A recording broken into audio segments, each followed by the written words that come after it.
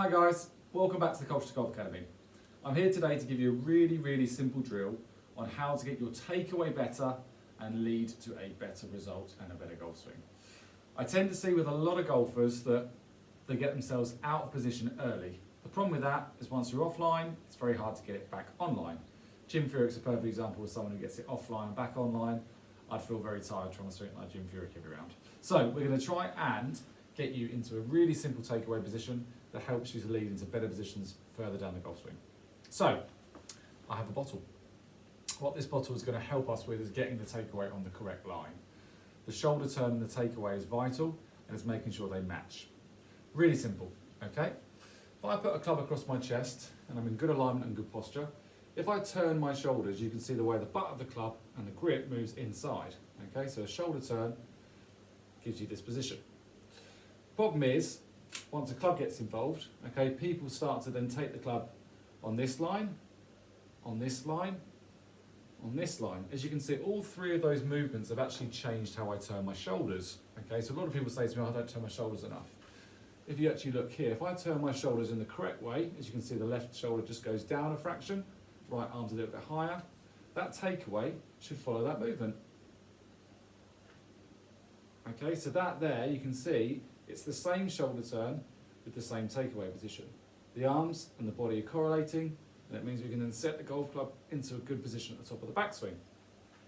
If the club travels outside, you can see that left arm moving forward into a really tall position. It's very difficult to actually not be a little bit steep on the way down. That's not because you're steep, it's because we've set the golf club in the wrong place to make you steep, and vice versa. If you take the club too far inside, you can see again the arm sticks out this way, the club goes up in the air, that is very steep. So the problem with that again is it's very hard to get us into our initial posture without either doing that and hitting the big slice, or we have to move down into the golf swing. You can see my height and my posture is completely changed. So this bottle is here just to help simplify the takeaway. We want the club to come back towards that bottle. You see the way that allows me to turn the golf club inside. The hands stay nice and low, and once we've found that position, now we can start to get our hands higher. Okay, and you can see in that position there, we're in a really nice, strong position. The arm sits above the elbow, rather than the club comes steep on the way back, and it's going to want to come back down that way. Otherwise, you're going to have to reroute and change some kind of factor in your golf swing to get it correct. So just by having a bottle there, as you can see, I kind of like to use a clock face. So 12 o'clock, 6 o'clock, 9 o'clock, 3 o'clock. So I would say 8 o'clock, 7 o'clock.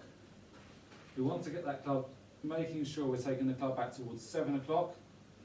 Just being on that line there, you can see them above the bottle. We don't want to see the hands set early. We don't want to take the club too far inside, and you can see the shoulder turn is all wrong. So it's really important to make sure we get the takeaway sorted. From that position, if we continue our turn, we should reach the top in the correct position. Allow us to be shallow. Again, you can see back over that bottle, that from the inside. That is what I'll call a perfect setup or a takeaway to influence a slight draw bias method. Okay, so it's really important to understand that I'm trying to teach the draw bias method, which for me is the most strength and the most power in a golf swing. But it's making sure the golf club travels inside. So this can be done either by the turn of the shoulders, left hand on top of the grip, right hand underneath, same thing. But notice the fact my left wrist stays low. I don't lift the club up in the air. The left wrist is staying low with my turn and gradually gets taller. Don't shove the club up in the air. Make sure again we turn, keep the width, and that right arm sits in the correct position. All right?